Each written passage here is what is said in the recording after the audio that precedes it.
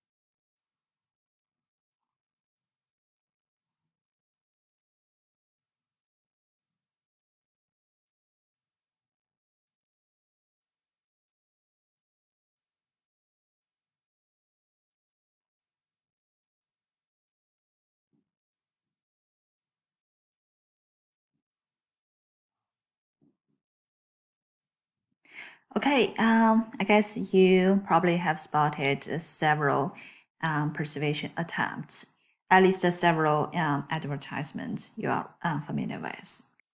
Okay, so let's take a look what I spot. I highlight the all the persuasion attempts or effort in this scenario with yellow color. Let's take a look here. Okay, so you can see there are lots of persuasion attempts I have identified. So let's start with the first one, right? So during commercial breaks of this kind of boom box, Mike heard various advertisements. They were trying to convince him to choose first a new cell phone provider, second switch out insurance companies and try a hot and spicy cheeseburger. Okay, so we've got 3 advertisements, 3 persuasion effort here. And also a nearby sign word that no alcohol or smoking were permitted on this beach. And some of you probably may not count this as persuasion attempt or persuasion work because it's pretty much like a coercion, right? The sign or the management office on this beach was actually asking people not to drink or not to smoke on this beach. Otherwise, the visitors will receive a fine or a ticket. So it's more like a threat. But I would still count this as a borderline persuasion because there is still some kind of social influence on people's behaviors, right?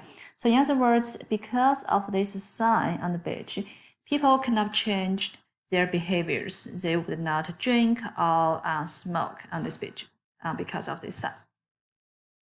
And the third scenario or the third persuasion attempt we got here is the Walmart advertisement. That's pretty obvious. And on the second, in the second paragraph, we've got 3 advertisements here by a collector calling service, by Hurley, and by Toyota. And these 3 advertisements, I think we reach agreement that for sure they some persuasion attempt. And the third paragraph, Mike's girlfriend tried to lure him into the water by saying, "Come on, it's not that cold." And no matter whether Mike will listen or not, we still count this as persuasion because his girlfriend was trying to place some influence on Mike's behaviors. And same applies to the next conversation or scenario. The family next to Mike asked, would you mind keeping an eye on our stuff, right? So this family was still, again, trying to influence Mike's behaviors, try to change his behaviors. And before he committed, Mike saw a woman was applying sunblock to her neck and shoulders a few yards away. And Mike decided he'd better to do the same thing. Okay, so we can see that for this scenario, this woman who was applying sunblock, she did not have any intention to affect Mike's behaviors, but her behavior somehow posed some kind of influence on Mike's thought or on his behaviors. So even though there is no such intention, we still count it as persuasion because we've observed some influence here. Okay, so we can see that in our daily conversations, in our daily communication, or in a very typical situation, with some lots of persuasion efforts here. It's everywhere. So we've just brushed on some kind of daily examples of persuasion, but persuasion is definitely not limited within our daily conversations or daily life. Let me give you some more examples. Think about politics, right? So I would say good persuasion will separate the winners from the losers. We see the candidates, the political candidates, they are having lots of debate and they argue with each other. They try to influence the public's voting behaviors. And we, as the public, as the audience, we also argue with each other. We want to put some influence on each other's thoughts, feelings, and behaviors. And some of these persuasions, they are good because they are promoting for freedom, the equality between, among human groups, and they are promoting for the humans' rights. But some of the persuasions, they are evil because they are calling for wars, they are calling for inequalities. So when it comes to our daily life, we often link persuasion with advertising. This is not surprising at all because the average person is exposed to 5,000 marketing messages every single day. So we are pretty overwhelmed with advertisements on television, in magazines, and all types of advertisements. And when we go to the movies, we sit through trailers for upcoming movies, and during this process, you are likely to be persuaded to expect another upcoming movie. So when you talk with your friends on social media, the advertisements are pretty everywhere. So let's say companies spend millions and millions of dollars on the internet trying to market and promote their product and service. We cannot even carry out a Google search without seeing any advertisement. So you can see on the right part of the screen, this is a screenshot I took when I was searched the word dating here. And this gave me a whole list of dating apps I could use. So we can see that I give you guys all these different examples. We can see that persuasion is basically a part of our personal lives. And we are not playing a role of being influenced by some persuasion. And for some cases, we are also the one who is trying to persuade other people.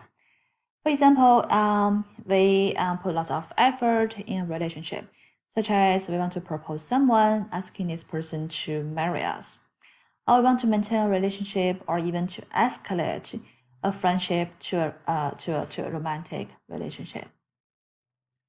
And even sometimes you are extremely unhappy with the product or with a lousy service at a restaurant restaurant, excuse me, and the service or the product really pissed you off. So what would you do? I would probably post a 1-star comment on Google review to probably vent my anger and also give the potential customers a warning, right? So my behavior, actually, I'm also engaging in persuasion because I'm trying to persuade other people not to visit this restaurant or not to buy this product. So again, in this case, I'm trying to place some influence on others' thoughts or behaviors. And some of these persuasion effort, they are very obvious, right? We can pretty much tell this is an advertisement in the magazine or on the billboard. They're pretty straightforward, telling us this is good and you should really kind of try this product. But some persuasion intention is pretty subtle, is usually masked, not quite obvious.